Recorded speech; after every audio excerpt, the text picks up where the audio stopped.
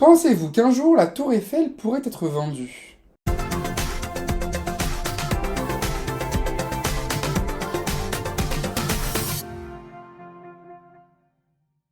L'histoire que je m'apprête à vous raconter se déroule en 1925, soit 6 ans après la construction de la Dame de Fer. Au début, on le sait tous, la tour Eiffel est construite pour être l'une des principales attractions de l'exposition universelle que Paris accueille en 1889.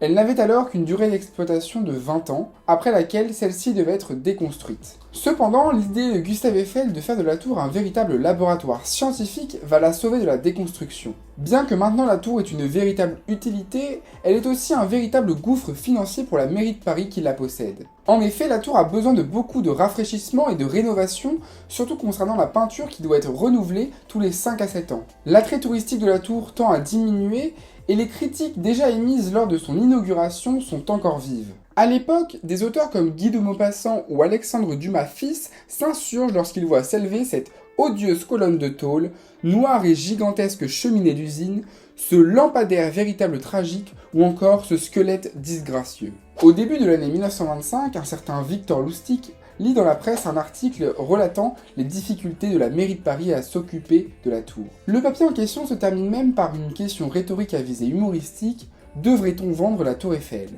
Aussitôt lu, aussitôt fait, parce que c'est vrai que notre cher Victor, il a un sacré passé d'arnaqueur derrière lui. À la fin du 19e siècle, Victor Lustig grandit dans une famille tchèque qui fait partie de la bourgeoisie locale. C'est un feignant comme on en a rarement vu. Pourtant, il bénéficie d'une intelligence tout aussi rare qui compense.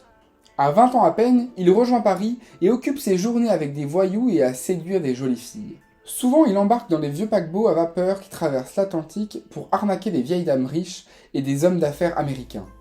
Revenons à notre affaire. Après avoir lu cet article de presse, Victor Lustig élabore tout un plan. Faire croire que Paris veut vendre la tour Eiffel et s'occuper lui-même de la transaction.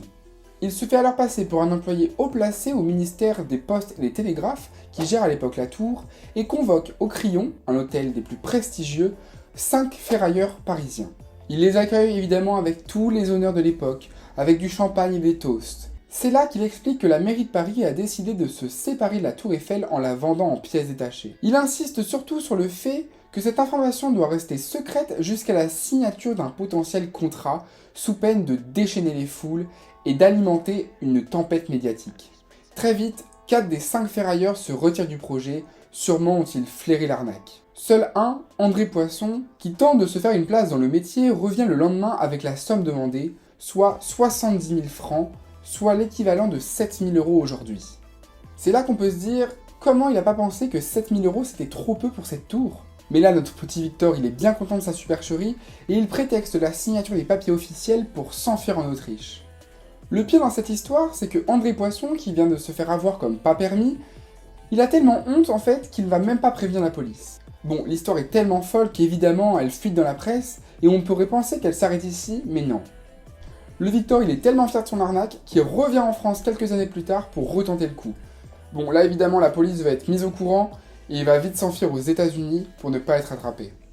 Aux États-Unis, il continuera ses petits trafics avant de se faire arrêter et d'être envoyé par la police dans la prison d'Alcatraz, l'une des prisons les plus sécurisées du monde, et il s'y éteindra en 1947 des suites d'une pneumonie. Voilà, c'est la fin de cette vidéo, j'espère qu'elle vous aura plu, on se retrouve la semaine prochaine. En attendant, portez-vous bien.